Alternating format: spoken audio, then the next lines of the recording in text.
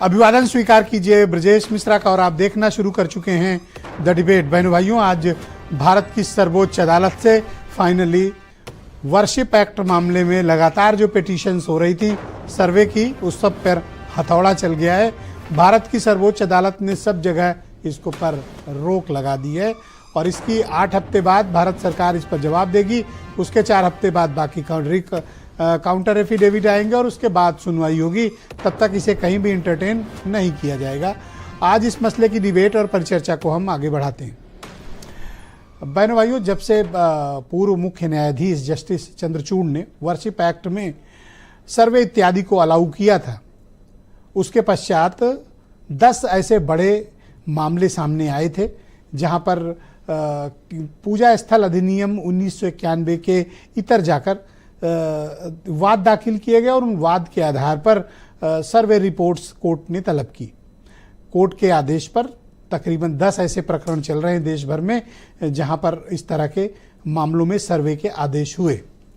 जो आपने हिंसा की परिणति बदायूं में देखी थी, वो भी उन्हीं में से एक प्रकरण था। संभल में उस कारण आपने महसूस किया होगा। और उसके पश्चात आप देखिए कि आज सुप्रीम कोर्ट में एक्चुअली क्या हुआ। आज सुप्रीम कोर्ट ने 4 मोटी मोटी बातें कही हैं। पहला, वर्शिप एक्ट 1991 के को चैलेंजेस को लेकर जो कुछ भी पिटीशंस हैं बहुत लंबे समय से पेंडिंग थी, आज उन सबको क्लब करके एक साथ सुना गया। आज उसकी first hearing CJI Sanjeev Khanna ने की। तो 4 बातें उन्होंने मुख्य रूप से आज कही हैं। पहला, अब भारत की कोई भी अदालत धर्म स्थल अधिनियम 1991 के का जो एक्ट है उसके अगेंस्ट जाकर कोई भी पिटीशन, कोई भी वाद मुकदमा अपने यहाँ इंटरटेन नहीं करेगा तब तक जब तक सुप्रीम कोर्ट फैसला नहीं दे देता। ये दूसरा मुख्य आदेश किया कि इस मामले में अब कोई नई पिटीशन, नया वाद भी नहीं आएगा। Point number 2। पॉइंट नंबर 3, जो ऑनगोइंग केसेस चल रहे हैं 10, उन 10 केसों पे कोई रोक नहीं लगाई उन्होंने, लेकिन सभी अदालतों को मना किया कि कोई इंटरिम ऑर्डर नहीं होगा, कोई किसी प्रकार का ऑर्डर पास नहीं किया जाएगा और कोई किसी तरह का सर्वे की प्रक्रिया भी, ऑर्डर भी नहीं की जाएगी। स्टे भले न किया हो, प्रोसीडिंग्स को स्टे नहीं किया, लेकिन ये बात जरूर कह दी कि कोई इंटरिम ऑर्डर भी नहीं होगा, कोई पूरा ऑर्डर, फुल ऑर्डर भी नहीं होगा और किसी तरह का कोई भी जजमेंटल या निर्णय उस पर नहीं लिया जाएगा। यह प्रमुख रोक है। अब वर्शिप एक्ट पर प्रॉपर सुनवाई की प्रक्रिया शुरू होगी।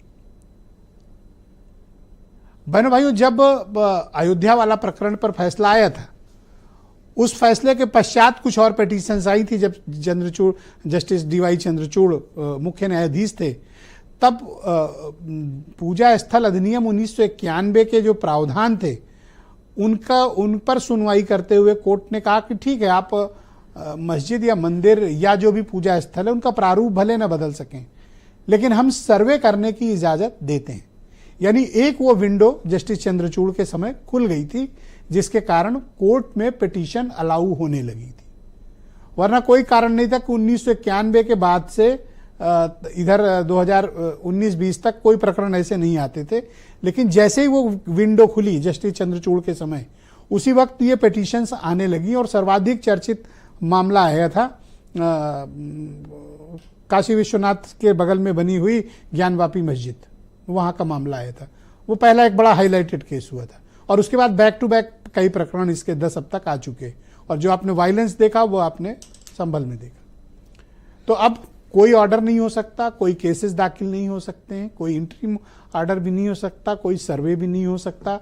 भारत सरकार से जवाब मांगा गया था, जवाब आया नहीं। 8 हफ्ते का समय सुप्रीम कोर्ट ने दिया, उसके बाद 4 हफ्ते का समय बाकी प्रतिवादियों को दिया है। एक चीज अलाउ कर दी है कोर्ट ने, वो ये की है कि इंटरवीन करने के लिए कोई आ सकता है, यानी इंटरवीनर अलाउ कर दिया। यानी कोई भी व्यक्ति जो अब ये दावा कर रहा है उस अधिनियम के चैलेंज में, तो वो सुप्रीम कोर्ट में इंटरवीन कर सकता है। इंटरवीन करेंगे, वो मुस्लिम पक्ष, हिंदू पक्ष, कोई भी हो, वो जाएंगे तो उनको क्लब करके उनको भी सुना जाएगा। एक लंबी प्रक्रिया की तरफ चला गया। लेकिन ये जो मुकदमे हो रहे थे कोर्ट के जरिए और सर्वे की प्रक्रियाएं हो रही थी, ये अब बंद हो गई, अब ये नहीं की जा सकती। अब आप ये समझिए कि पूजा स्थल अधिनियम 1991 क्या है। जब बाबरी मस्जिद का डिमोलिशन हुआ था, उसके पश्चात पूरे देश भर में जिस तरह का दंगा, बवाल, हिंसा, पूरे देश भर में अराजकता की स्थिति थी, तो तब की सरकार ने 1991 में पूजा स्थल अधिनियम लागू किया। उस अधिनियम में यह बात कही गई कि 15 अगस्त 1947 तक के को कट ऑफ डेट रखी गई कि तब से जो अब तक की स्थिति, उसमें किसी प्रकार के धार्मिक स्थलों का रूप हम नहीं बदल सकते। अगर मंदिर है तो मंदिर है, मस्जिद है तो मस्जिद है। कट ऑफ डेट क्या रखी? 15 अगस्त 1947। अयोध्या वाला पहले का चल रहा था, इसलिए उस पर डिसीजन है, वो उस दायरे में नहीं था। तो 15 अगस्त 1947 के बाद से के कोई भी प्रकरण होंगे तो वो कानूनी रूप से उसे इलीगल, गलत माना जाएगा। और ये जो 1991 का जो कानून था, ये रेट्रोस्पेक्टिव था। कानून को सामान्य तौर पर मसले ये होते कि जिस दिन से लागू हुआ उस दिन से माना जाएगा, लेकिन ये रेट्रोस्पेक्टिव है, पीछे से लागू है। आया 1991 पर, लागू कब से है? 1947 15 अगस्त से। वो आज भी वो अधिनियम है हमारे पास, हम उसी से संचालित होते हैं। लेकिन वो जो विंडो खोल गए थे जस्टिस चंद्रचूड़, उसकी वजह से ये 10 केसेस सामने आए थे। तो उस विंडो को आज लाक मार दिया है मौजूदा सीजेआई संजीव खन्ना ने। बहनों भाइयों, सिर्फ इतना ही हुआ है। यह है सार जो मैंने आपको बताया। तो कुछ स्टेटमेंट, फिर आज की डिबेट।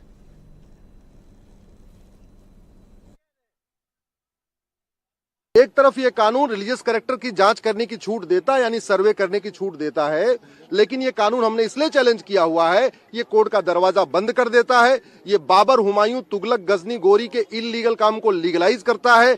दूसरा, ये मामला हिंदू मुस्लिम का नहीं है, ये मामला भारत की संप्रभुता और विदेशी आक्रांताओं के बीच में है। हमारे पक्ष में ये इसलिए नजर आ रहा है कि गैर कानूनी तरीके से हर मस्जिद को, हजारों मस्जिदों को मंदिर बताने की कोशिश हो रही थी। तो निचली अदालतें उस इश्यू पे कैसे डिसीजन कोई दे सकती हैं? तो इस वजह से जब तक सुप्रीम कोर्ट में ये डिसीजन नहीं होता, हमें नीचे के सारे काम, सर्वे का काम, जो इंटरिम ऑर्डर्स भी पास नहीं करेगा कोई, और नया कोई केस भी डाल नहीं पाएगा जब तक ये फैसला नहीं हो जाता। ये बिल्कुल सही है। ये बार बार कोर्ट को जाना कि यहाँ पर मस्जिद नहीं थी, 500 साल 600 साल पहले ऐसा हुआ, बिल्कुल गलत है। पार्लियामेंट का एक्ट है और भारत सरकार को, मोदी सरकार तो रिप्लाई डाल ही नहीं रही है अपना, उनको रिप्लाई डालना चाहिए। आज जो पूरे देश और प्रदेश के अंदर जो माहौल आज जो पूरे तरीके से बिगाड़ने का काम हुआ है इस सरकार में, उसको पूरी तरीके से माननीय सर्वोच्च न्यायालय ने एक रोकने का काम किया है और एक सद्भाव का संदेश पूरे देश को गया है। ये फैसला इंसानियत, भाईचारा बनाए रखने के लिए है। अब बीजेपी जो नफरत की राजनीति कर रही थी, उस पर रोक लगाने का फैसला माननीय सर्वोच्च न्यायालय ने किया है। तो बहनों भाइयों, आज की परिचर्चा को आगे बढ़ाएंगे। संजय सिंह भारतीय जनता पार्टी के सीनियर लीडर हैं, हमारे साथ कार्यक्रम का हिस्सा है। अशोक सिन्हा जाने माने विचारक और राष्ट्रीय स्वयंसेवक संघ से जुड़े हुए हैं। मेरे साथ दीपक रंजन है, समाजवादी पार्टी के प्रवक्ता हैं। सैयद मकसूद अशरफ जाने माने स्कॉलर हैं मुस्लिम मामलों के। नावेद शिकोह सीनियर जर्नलिस्ट हमें इस कार्यक्रम में ज्वाइन कर रहे हैं। और आज हमने जाने माने अधिवक्ता डॉक्टर फर्रुख खान को आमंत्रित किया है। इस मामले में आज कोर्ट में क्या हुआ, इस बारे में जानकारी लेने